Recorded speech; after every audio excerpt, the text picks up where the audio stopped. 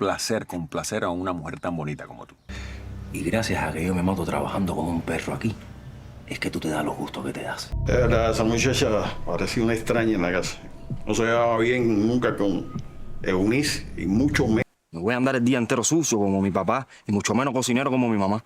Las tres son profesiones muy dignas, yo veo. Porque los clientes no tienen que estar haciendo tanta cola para los aparatos. Eso también tiene su parte positiva. Pero ya para eso te di la solución. La meseta es muy chiquita, casi no cabe nada, uno no puede moverse. En definitiva, yo le estoy dando un espacio a ella porque esta era la parte, toda la casa es mía, así que yo le estoy dando un pedacito a ella. ¿La casa es tuya? Escúchame tú. Me voy a poner en función ahora mismo de un abogado. Y tranquilo que todo tiene solución. Me dieron, estaban los datos y la firma de Miguel. Lo tienen que localizar, oficial. Nada que ver con lo que estaba dentro del contenedor. No va a tener que pagar por eso. Thomas s'arrêta net devant la vieille villa. Et si la disparition de son père n'avait jamais été un accident? Et vous, avant de commencer cette histoire, dites-nous dans les commentaires de quel pays vous nous regardez. Êtes-vous en France, en Belgique, en Suisse, au Canada ou dans un autre pays? Écrivez le nom de votre pays, nous aimerions beaucoup vous lire. Depuis 12 ans, Thomas Valmont refusait de revenir à Port-des-Brumes. Cette petite ville côtière était devenue le symbole de tout ce qu'il voulait oublier. La disparition inexpliquée de son père, les disputes familiales et le silence pesant qui avait suivi. Officiellement, son père avait disparu en mer lors d'une violente tempête. Les recherches n'avaient jamais permis de retrouver son corps. L'affaire avait été classée et la vie avait repris son cours. Du moins, en apparence. 3 jours plus tôt, Thomas avait pourtant reçu une lettre anonyme. L'enveloppe ne contenait qu'une seule phrase.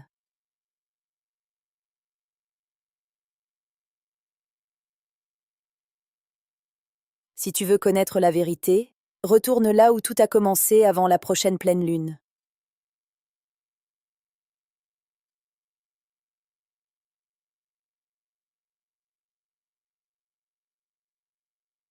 Aucune signature, aucun indice. Poussé par une intuition qu'il ne s'expliquait pas, il reprit la route vers la vieille villa familiale. En arrivant devant la propriété, il remarqua immédiatement quelque chose d'anormal. Le portail rouillé était entrouvert.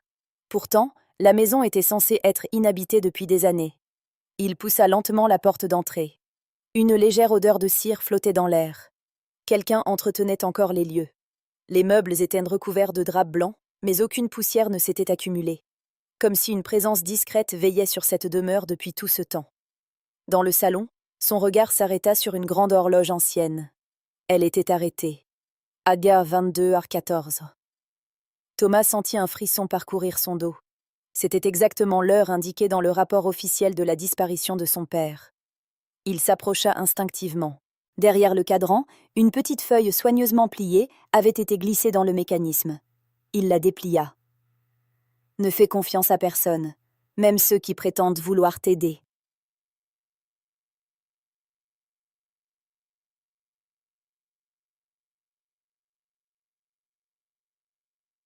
À plusieurs kilomètres de là, une journaliste d'investigation nommée Claire Dumas terminait un article consacré à plusieurs disparitions jamais élucidées dans la région. Depuis plusieurs semaines, elle constatait un détail troublant. Toutes les victimes avaient, à un moment ou à un autre, été en contact avec la famille Valmont. Cette coïncidence était trop importante pour être ignorée. Au même instant, dans un bureau vitré dominant le port, un homme observait les images de plusieurs caméras de surveillance. L'une d'elles montrait clairement Thomas entrant dans la villa. L'homme décrocha calmement son téléphone. Il est revenu. Une voix répondit après quelques secondes. Parfait. Nous allons enfin savoir s'il est prêt à découvrir la vérité. La communication fut coupée. L'homme continua de regarder l'écran sans dire un mot. Pendant ce temps, Thomas poursuivait son exploration de la maison. Dans l'ancien bureau de son père, il découvrit une bibliothèque dont un livre dépassait légèrement des autres. Lorsqu'il tira l'ouvrage, un mécanisme se déclencha. Une partie du mur pivota lentement. Derrière, un escalier descendait vers une pièce cachée. Un souffle d'air froid remonta des profondeurs. Thomas alluma la lampe de son téléphone et descendit prudemment. Au fond de la pièce se trouvait un vieux coffre en bois. Sur son couvercle était gravée une phrase qui le glaça immédiatement. « La vérité a toujours un prix. Es-tu prêt à le payer ?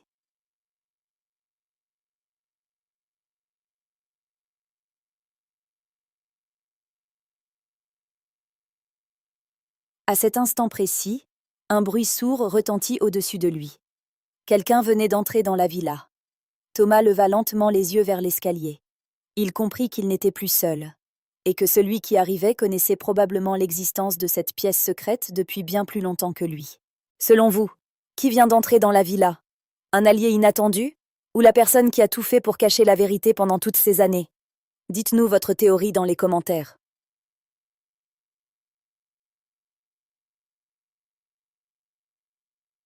Thomas resta immobile au fond de la pièce secrète. Les bruits de pas provenant de l'étage devenaient de plus en plus distincts. Quelqu'un avançait lentement dans le couloir de la villa, sans la moindre hésitation, comme s'il connaissait parfaitement la disposition des lieux. Il éteignit aussitôt la lampe de son téléphone. L'obscurité envahit la pièce. Seul un mince rayon de lumière filtrait encore par l'ouverture dissimulée derrière la bibliothèque. Les pas s'arrêtèrent brusquement. Puis une voix grave résonna dans le silence. « Thomas, je sais que tu es ici. » Le jeune homme sentit son cœur s'emballer.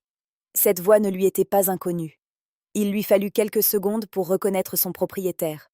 C'était Antoine Rivière, l'ancien meilleur ami de son père. L'homme que toute la famille avait perdu de vue quelques semaines après la disparition de Jacques Valmont. Pourquoi revenait-il maintenant? Et surtout, comment savait-il que Thomas se trouvait dans cette pièce cachée? Pendant quelques instants, Antoine resta immobile. Puis il déposa quelque chose sur le bureau avant de quitter lentement la maison.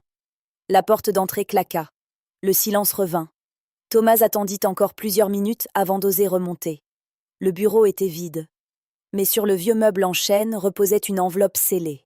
Aucune adresse, seulement son prénom. Thomas.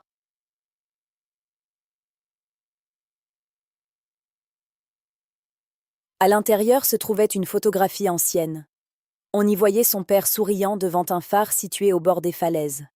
À ses côtés se tenait Antoine, et une femme que Thomas n'avait jamais vue. Au dos de la photographie figurait une simple phrase. « Elle n'est jamais morte. Trouve-la avant eux. » Thomas relut plusieurs fois ces mots. Ils étaient incompréhensibles. De qui parlait-on? Sa mère était décédée lorsqu'il était enfant. Ou bien, existait-il une autre femme liée à cette histoire? Pendant ce temps, Claire Dumas poursuivait son enquête dans les archives municipales. Après plusieurs heures de recherche, elle découvrit un registre datant de 15 ans.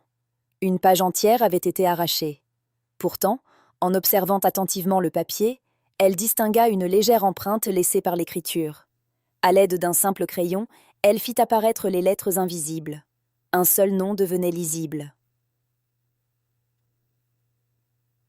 Antoine Rivière.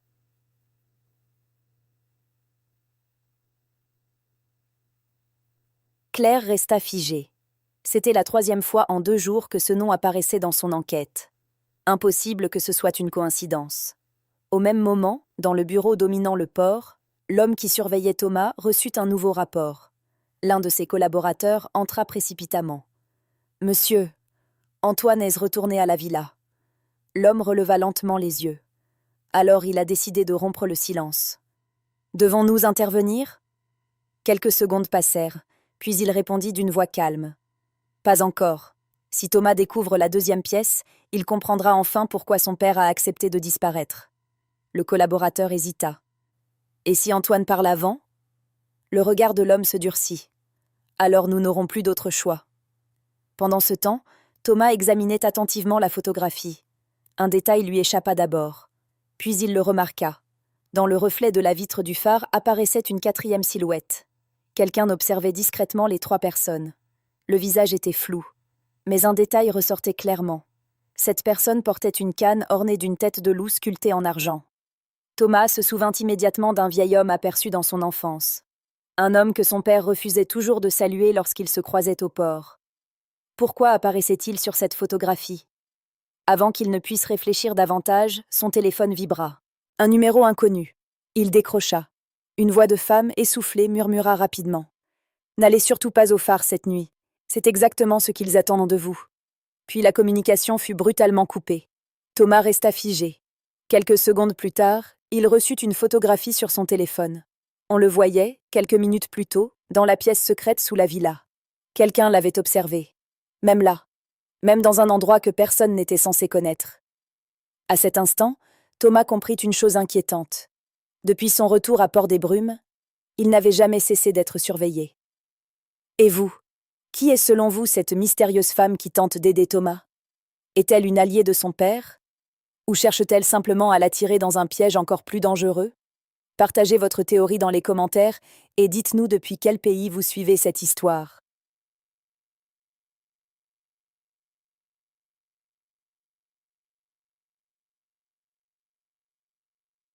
Thomas ne dormit pas une seule minute. Assis dans l'ancien salon de la villa, il ne cessait d'observer la photographie reçue quelques heures plus tôt. Plus il regardait le reflet de la vitre du phare, plus il était convaincu que cette quatrième silhouette n'était pas apparue par hasard. Quelqu'un surveillait déjà son père, Antoine, et cette mystérieuse femme bien avant que tout ne bascule. Au lever du jour, Thomas décida de ne pas suivre les instructions anonymes. Au lieu de se rendre directement au phare, il retourna dans la pièce secrète découverte sous la bibliothèque. Une phrase prononcée la veille par l'homme qui dirigeait les opérations lui revenait sans cesse en mémoire. S'il découvre la deuxième pièce, il comprendra enfin pourquoi son père a accepté de disparaître.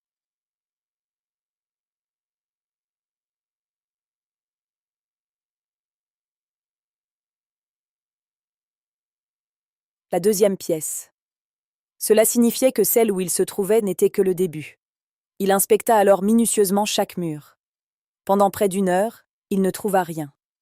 Puis son regard s'arrêta sur le vieux coffre en bois. En le déplaçant de quelques centimètres, il entendit un léger bruit métallique. Le sol semblait creux. Thomas retira plusieurs planches. Sous celle-ci apparaissait une trappe circulaire en fonte. Son cœur se mit à battre plus vite. Il saisit la poignée. La trappe résista quelques secondes avant de s'ouvrir dans un grincement inquiétant. Un nouvel escalier descendait encore plus profondément sous la villa. L'air qui remontait était glacial, comme si personne n'avait pénétré dans cet endroit depuis des décennies.